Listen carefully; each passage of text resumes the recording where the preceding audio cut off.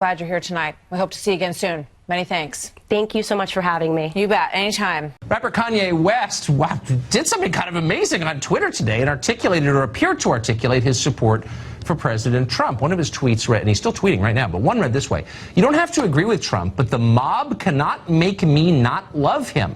We are both dragon energy. He is my brother. I love everyone. I don't agree with everything anyone does. That's what makes us individuals, and we have a right to independent thought."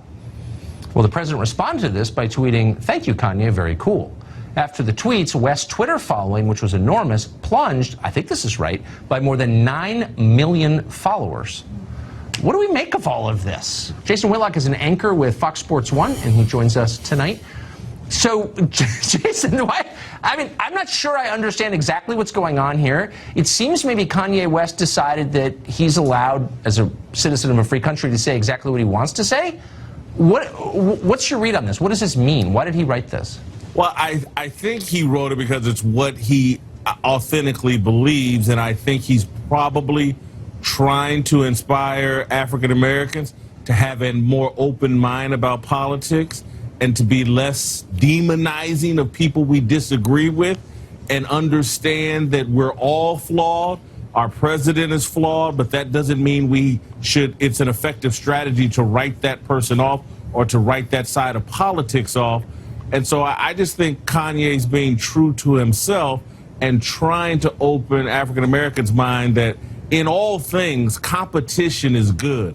My background is sports, and competition is what takes you to a higher level. There's no competition for the black vote right now, right. And there has been none for 50 or 60 years. I think we should look around at other ethnic groups and other groups of people. They make people compete for their votes, and politics tend to help them and move them forward while we're not experiencing the same thing. Right. Well, any group that feels under attack tends to kind of retreat into a defensive posture, and you see this in not just African American voters, but other groups too, this exact same phenomenon. But I totally agree it's not helpful. What's the risk that he runs in saying this? It seems like kind of, even for a famous guy like Kanye West, it seems like kind of a fraught position to take. I mean, is he not going to be punished for this? Can you say this?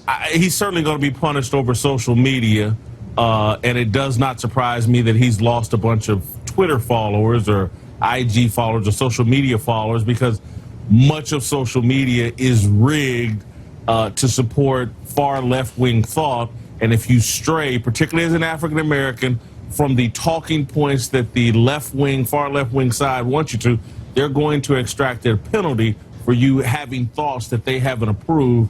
Again, Kanye's a free thinker. He always has been. His music has always been open to a lot of different interpretation and just ideas. I think he's just being consistent and true to himself and, again, trying to inspire people. So, really quickly, we're hearing from Twitter that he actually didn't lose 9 million followers with some glitch, apparently. I don't understand it.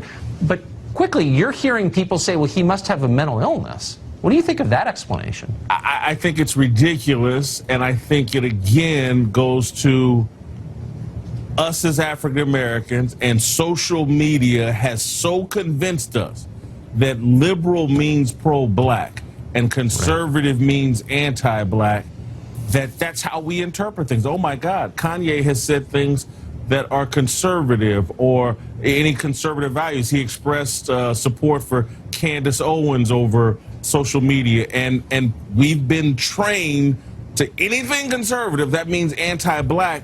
And again, if we just looked critically and really understood our history, that's just not the case. A lot of our values are conservative. A lot of the people in our community that have made great strides and had Martin Luther King, very conservative values. The entire movement was very conservative, but somehow we've changed that, and you would think it was the most far left-wing movement in the world, and that's how we got here through liberalism. And again, I'm not a political partisan. I don't participate in politics. I'm a journalist and I'm an observer. Observing us, speaking as a journalist, not as an African American, our strategy is flawed by just giving away our allegiance to one side.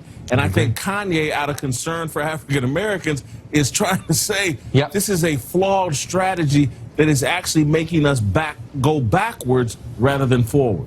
Pretty bold move, I would say. Jason, thank you. We're going to talk to Jason later in the show about new evidence about how the NFL tried to avoid taking a stand during the national anthem protests. We will make America great again.